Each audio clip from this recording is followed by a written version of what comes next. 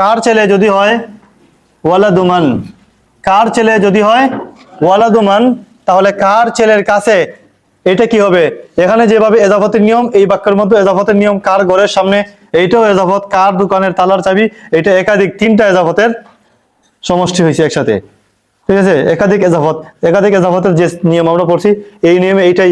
কার ছেলে যদি হয় ওয়ালাদুমান, কার ছেলের কাছে ইনদা, ইনদা বলার পরে তারপরের সবগুলা কি হয়? পেশ না জের, সবগুলো জের না, তাহলে ইনদা ওয়ালাদি মান, না ইনদা ওয়ালাদুমান বলবেন। এখানে যেভাবে কার ছেলে বলেছিলেন ওয়ালাদুমান, এখানে কেন ওয়ালাদু বলছো? রোর পরে এটা হলো মুজাফ, আর মুজাফে পেশ হয়, এই জন্য বলছো ওয়ালাদুমান।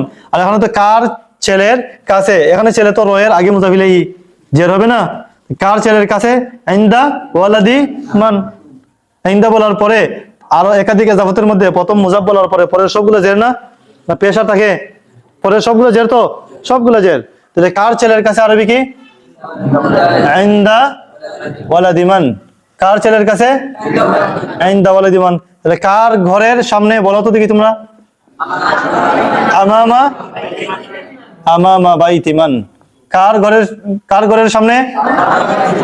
এখন যদি আরো লম্বা করো, কার দোকানের তালার চাবি? মিফতাহু কুফলি দুক্কানি মান, মিফতাহু কুফলি দুক্কানি মান, না বলবেন মিফতাহু কুফলি, এরপরে এখানে আসিয়া দুকানুমান, কার দোকান হইলো। এখানে কি কার দোকান বলে শেষ?